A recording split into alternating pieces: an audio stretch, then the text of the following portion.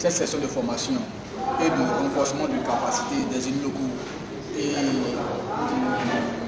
des personnels administratifs, disons les chefs de services municipaux de la commune de Tia-Salé, répond à plusieurs objectifs parmi lesquels il s'agit d'initier les participants au budget participatif.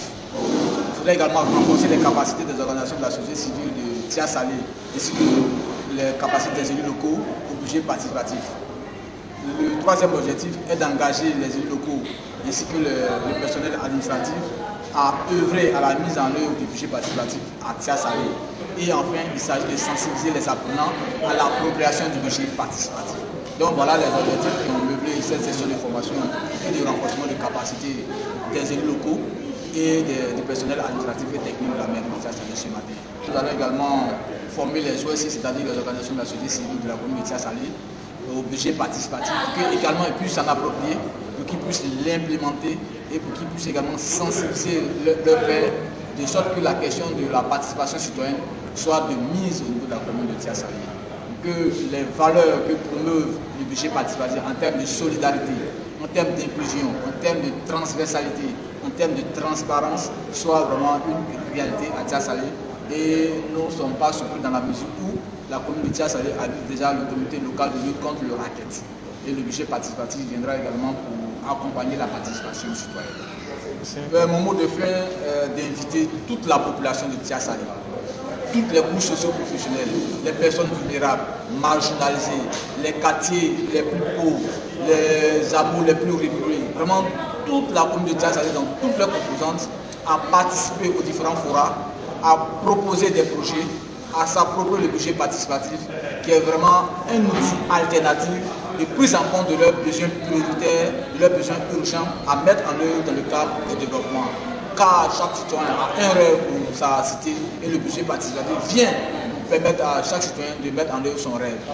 Il s'agit également de demander à toutes les populations de Tia-Salé de cultiver le civisme fiscal, car en payant nos impôts, en payant nos taxes, cela permettra également à la commune de mettre en place un budget participatif davantage élevé qui puisse nous permettre de faire la participation.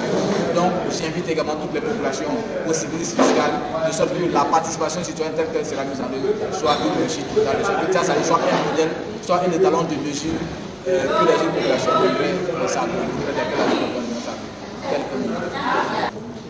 Merci beaucoup. Ce séminaire vise à sensibiliser les élus locaux sur l'importance du budget participatif et comment implémenter le budget participatif. Il s'agit aussi de sensibiliser les élus locaux dans la mise en œuvre du budget participatif. Aujourd'hui, nous avons évoqué quelques aspects du budget participatif. D'abord, la définition du budget participatif. Ensuite, la comparaison entre le budget participatif et le budget communal. Ensuite, les dimensions du budget participatif. Et enfin, pour la première partie, les principes du budget participatif. Ensuite, il y a eu des échanges et quelques ateliers pour expliquer un peu que les élus eux-mêmes puissent ressortir l'importance des différents principes du budget participatif. Au-delà de ça, il faut reconnaître que le budget participatif a plusieurs aspects. En plus de tout ça, il y a le lancement, la mise en œuvre du budget participatif à travers les forats, utiliser les forats. Ensuite, le forum des délégués, puisqu'il y aura des délégués dans chaque zone.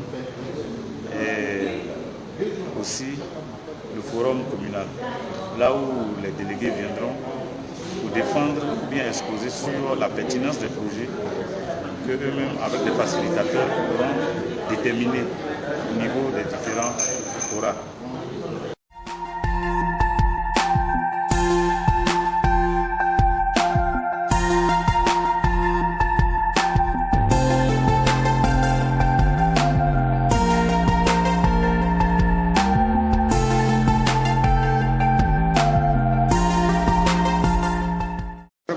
C'est une très bonne idée et c'est un changement dans le déroulement des activités de la mairie qui appelle directement la population à participer à l'élaboration du budget.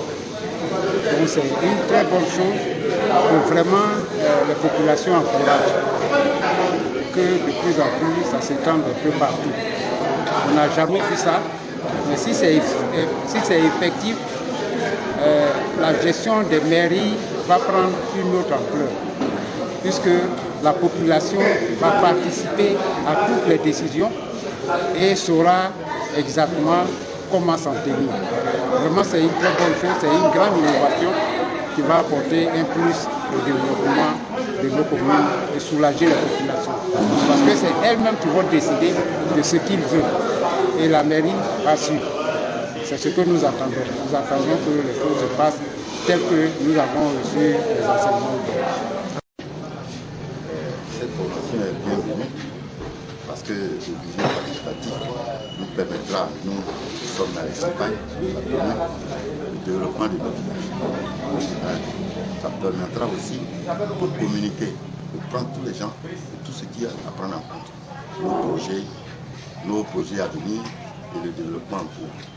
Donc ce séminaire nous a permis aussi, on va les enseigner aux autres, qu'est-ce qu'il faut, le comportement qu'il faut pour que ce projet tienne à bout.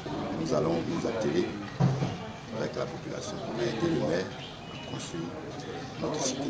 La formation nous a donné des outils efficaces pour nous exprimer, pour mettre en œuvre nos connaissances. Et non seulement ça, il y avait des méfiances, il y avait des méfiances qui étaient venues un danger permanent pour la population. La formation a levé ça. La formation nous a permis en tout cas de voir mieux et de nous faciliter aussi de communiquer nos impressions, nos opinions à ceux qui veulent en tout cas se développer. Et même ceux qui sont loin de s'exprimer, cela, l'occasion aujourd'hui leur permet de s'exprimer librement. Mais en tout cas, la méfiance qui était politique en général, cette méfiance a été levée. Et cette formation, en tout cas, on n'a qu'à saluer. Je crois que cette formation est bienvenue pour améliorer ce que nous avons, ce que nous faisons, pour que vraiment il y ait le développement dans cette ville, qu'il y ait un changement. Donc pour moi, la formation, c'est vraiment une bonne chose pour acquérir encore des valeurs, pour pouvoir continuer ce que nous avons commencé. Donc vraiment, je dis merci pour M. le maire qui a pris l'initiative de pouvoir former la population, pour que la population s'engage avec lui pour le développement de Tiassalé. Le fait qu'il ouvre un éventail plus grand dans la conception du budget communal, en incluant davantage les populations à divers niveaux. Et nous avons été outillés, bien formés, et ça nous a permis nous-mêmes de comprendre les enjeux de ce nouveau système qui est le budget participatif. Et nous croyons que sa mise en œuvre permettrait à la commune de tirer un grand profit, de sorte que le suivi soit bien fait, voilà, en permettant aux populations de se sentir concernées, les préoccupations étant prises en compte par la commune directement. Déjà parlant de budget participatif, ça amène au moins une clarté dans la gestion des fonds de la commune. Voilà, ça permet à la population de suivre ce qui mène comme activité, ça permet à la population de suivre ce que le maire exerce dans la commune. Et la population est impliquée dans la gestion. Voilà, comme ça, à la fin de son mandat, il y a toute clarté parce que le budget politique permet au maire de réaliser tout ce qui va du cœur à la population. Je suis très heureuse de participer à la formation du budget participatif. Vraiment, j'ai beaucoup appris et je suis très heureuse en ce sens que désormais la population va participer à la gestion de la commune à travers l'application du budget participatif.